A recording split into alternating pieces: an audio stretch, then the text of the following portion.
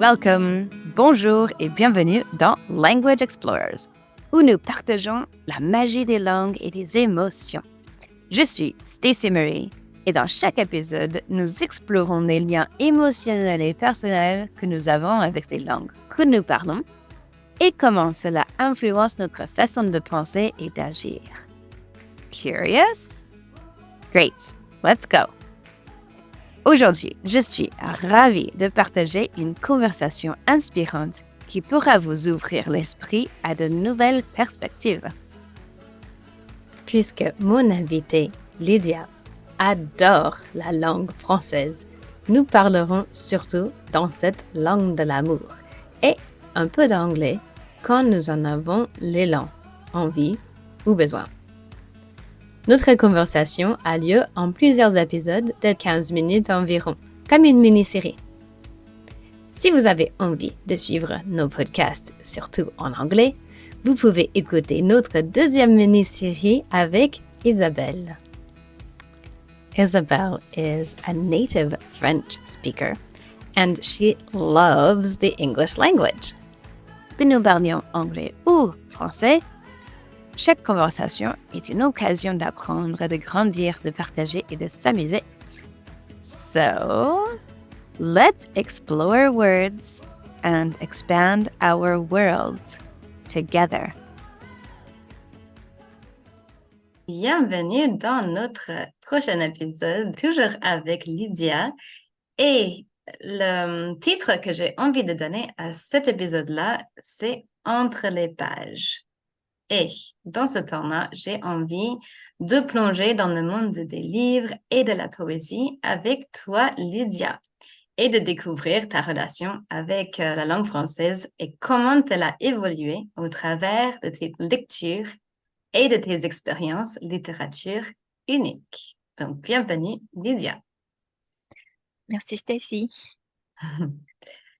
Alors, je me souviens que tu m'avais partagé que ton prof de français t'avait nommé responsable de médiathèque français au lycée. Veux-tu bien partager comment ça s'est passé pour toi? C'était un moment très agréable, inattendu et très chargé en émotions. Euh, je ne m'attendais pas parce que ma prof de français avait d'autres personnes favorites en quelque sorte. Et quand elle m'a dit que voilà, elle me propose ce petit job après les classes, elle m'a confié la clé de la médiathèque. J'étais waouh! Et après, j'ai réalisé que, donc d'abord, c'était l'importance qu'elle donnait à ma personne et à mon statut ou à mon sens de responsabilité, peut-être. Après, c'était la conscientisation, je pense, du fait que je vais être en contact avec des livres français sans aucune limitation. Et que je vais pouvoir les feuilleter sans les emprunter, les prendre avec moi, chez moi, lire, les retourner, regarder des bandes dessinées, tout ça, des choses qui étaient toutes nouvelles pour moi. Donc c'était waouh. J'entends que c'était quelque chose que tu avais vécu comme un grand privilège de Oui, pouvoir avoir les clés de ce lieu et accéder à tant d'ouvrages. oui, c'est ça. Mm.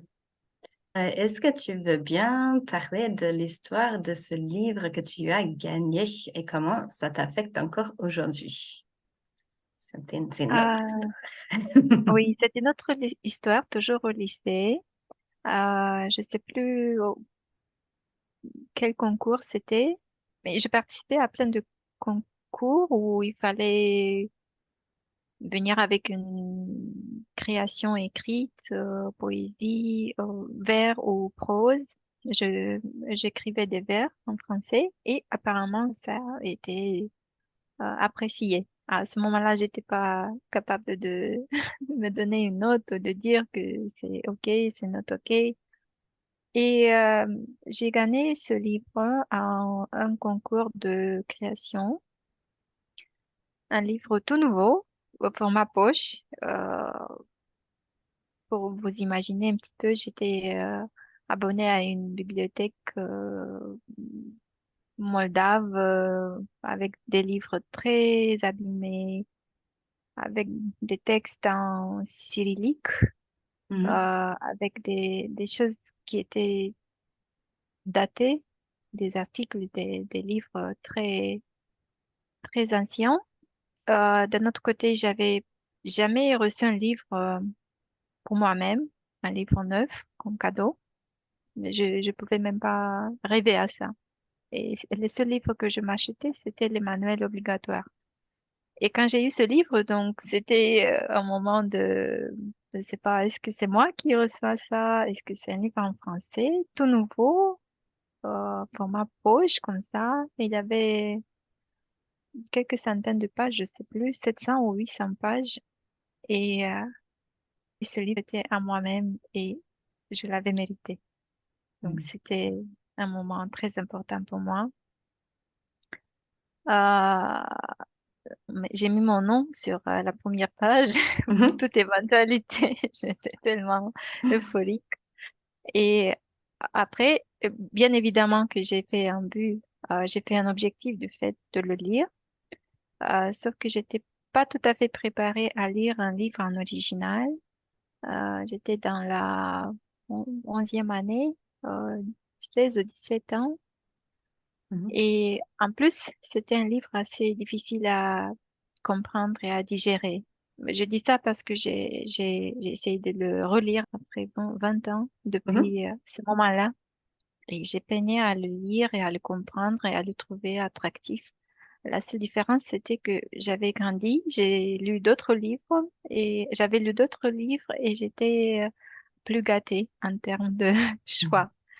J'ai pas pu revenir à ce livre-là, mais au moment où je l'ai reçu et j'ai commencé à le lire, même si c'était difficile de le lire, je voulais pas admettre que je ne peux pas. Je ne comprenais rien. J'ai lu plein de pages, des dizaines de pages sans rien comprendre, avec un dictionnaire à côté de moi. Je prenais pas du tout plaisir à cette lecture, mais je continuais. Et je me disais que je dois être digne de ce cadeau et je dois le lire parce que c'est mon livre, c'est mon premier livre, mon livre en français, et que à la fin, il y aura certainement des gains et des choses que je vais obtenir en termes de vocabulaire, en termes de d'acquis, de euh, compétences linguistiques, je sais pas. Mais je savais qu'à la fin, je serais une personne différente et que mon français sera meilleur euh, et que je dois le lire. Mais c'était très difficile. Ok, donc cette fois-ci, tu avais quand même une conscience de l'effet que ça pourrait avoir vraiment de persévérer Ah oui, et de le lire, contrairement à ton autre expérience avec les 100 pages. c'est avant les 100 Oui, pages. oui, c'était dans Au un autre lycée. moment.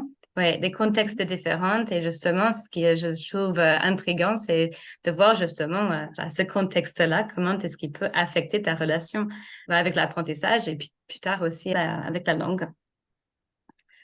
Maintenant, est-ce que tu pourrais nous dire comment ton rapport avec les livres et la poésie a-t-il évolué au fil du temps? La lecture, c'était ma passion depuis toujours. La lecture en français, c'était quelque chose qui est né un peu plus tard. À mesure que j'évoluais dans ma euh, fluidité ou dans mes connaissances de français. Non, fluidité, c'est autre chose.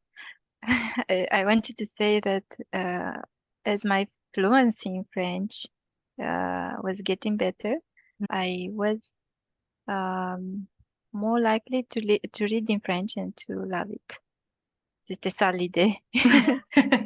C'est pour ça que j'ai dit fluidité, mais ça n'avait rien à voir. I understood. Ok. Alors, ma relation avec les livres et la poésie, je dirais ma relation avec la littérature en général Mm. a évolué avec l'âge, avec les changements dans ma vie professionnelle et personnelle, avec les sujets avec lesquels je me connectais, il y avait toujours des choses nouvelles dans ma vie et les livres m'accompagnaient dans cette histoire de vie ou dans ces expériences. Euh, je donne un exemple. Bon, c'est une parenthèse plus large. Je ne sais pas si je t'ai parlé de cette expérience quand j'étais à Paris. Mhm. J'ai fouillé dans tout le quartier latin. J'ai acheté plein de livres d'occasion. C'était fou. C'était fou. J'avais un bagage de main Mhm. et j'étais limitée dans le volume, dans le poids. Ouais. J'ai acheté 40 livres. Et d'accord. Je pouvais pas m'arrêter. C'était l'amour fou, comme je dis. Euh, mais j'ai jamais eu un contact aussi illimité avec des livres en français, donc je me suis permis d'acheter tout ce que je pouvais. Bien sûr, des livres à petit prix, Mhm. des choses pas signifiantes, mais je me suis régalée. Bon. Le soir, le mois de février, donc à Mhm. Paris, il pleuvait toujours, il n'y avait pas euh, de possibilité de passer beaucoup de temps dans les rues, donc je lisais. Le premier livre, David Fonkinos, Une séparation à deux, je sais plus, je l'ai lu d'un trait, comme ça. Intéressant, passionnant, assez facile, assez euh, agréable. Ok.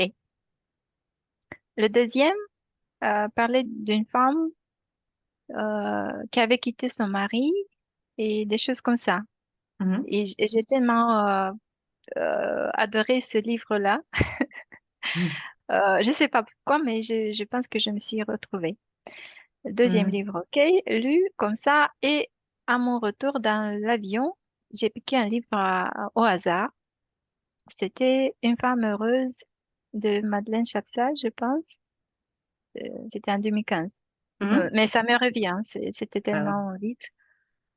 Une femme qui se cherchait elle-même et qu'elle a eu une aventure, je sais plus, elle a découvert une passion, les chevaux, je sais pas, mais à nouveau, ça, c'était comme, à chaque fois, c'est les recherches de soi-même, les relations avec, en couple et tout ça. Mhm. J'avais une relation très, très difficile avec mon ex-mari, mais ces trois livres comme ça d'affilée sur le même sujet, ça m'a tellement inspirée. Bon, Mhm. c'est pas un lien avec le français ou l'astrologie, les miracles et tout ça, je crois pas à toutes ces choses-là. Mais le, le grand but que je me suis posé quand je suis rentrée chez moi, je divorce. Ah, d'accord. C'était tellement fort, c'était Oui. tellement, euh, ça a alimenté ma soif de liberté, de découverte, d'aller explorer, d'être heureuse, d'essayer de nouvelles choses, de ne pas avoir peur. Et tous ces livres, ok, c'était des lectures du soir, Mhm.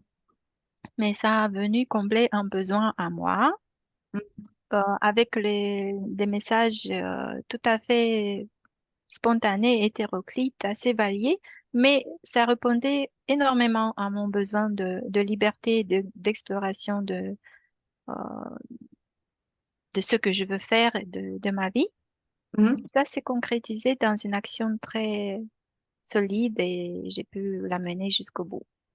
Bon, ça a pris quelques années, mais ça n'a pas Mhm. d'importance. Ça a été un moment C'est- déclencheur, en tout cas, d'un Oui, grand changement dans donc, dans ta vie. oui, c'est un Mhm. exemple de, de ma relation avec les livres, avec la spontanéité, avec la littérature, avec l'art, pourquoi pas. Et le français est bien évidemment présent. Effectivement, tu me l'avais pas raconté, cette histoire-là, qui a aussi, si on regarde du côté de la langue, là, j'entends que les livres étaient en français, mais ce qui était surtout vraiment important pour toi, c'était le contenu de ces histoires-là qui te parlait, ça résonnait et ça t'a permis de t'ouvrir, à te permettre quelque chose de nouveau, une certaine liberté comme tu as dit, de combler des besoins qui manquaient à ce moment-là. Pour qu'on Vas-y. me comprenne correctement, je conseille, je sais pas, de divorcer, de prendre des décisions comme ça à partir d'un livre. Non, c'était une cumulation de beaucoup d'événements dans ma vie qui a, je sais pas, ça a été déclencheur, mais ça m'a aidé parce que moi, euh, j'ai senti cette coïncidence ou cette superposition des expériences Mm. avec le voyage et tout ça. Mais je pense que hum, la grande valeur de ces livres-là, c'était de pouvoir parler à ma place et Mm. pouvoir écouter le message dit par d'autres personnes. Mm. Je ne sais pas si ça avait Ouais. du sens, mais c'est un concours de circonstances. Voilà.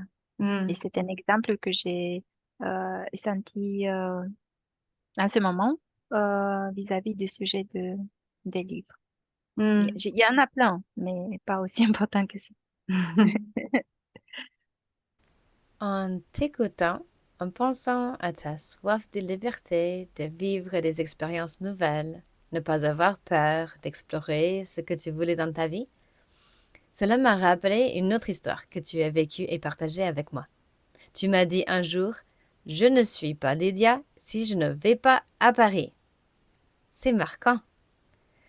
Et cette envie irrésistible d'aller à Paris, c'est quelque chose que je te demanderai à raconter dans un prochain épisode si tu veux bien. À mon souvenir, tu disais que tu t'es sentie différente en parlant français et comment cela a changé ta manière d'être. Ça, c'est un sujet que j'ai vraiment hâte de creuser un peu plus avec toi. Pour le moment, je te remercie pour cette magnifique séance de partage et je dis à nos chers auditeurs de rester à l'écoute pour découvrir plus sur cette fascinante histoire dans nos prochains épisodes. Merci beaucoup, Lydia. Merci, Stacy. À la prochaine. À bientôt. There you have it, dear listeners. A fascinating conversation with Lydia about part of her journey with French literature and how it shaped her experience of the French language. These special reading moments not only helped her to improve her French, but they also allowed her to discover herself and to grow as a person. Alors, pensez aux livres qui ont marqué votre vie. Y a-t-il un livre en langue étrangère ou dans votre langue maternelle peut-être, qui a transformé votre vision du monde? Comment vos expériences de lecture ont-elles influencé votre apprentissage linguistique? Réfléchissez-y et partagez vos histoires si le cœur vous en dit. If you enjoyed this episode, please subscribe, share, and join us next time for more stories that reveal the beauty and power of language. Until then, keep exploring.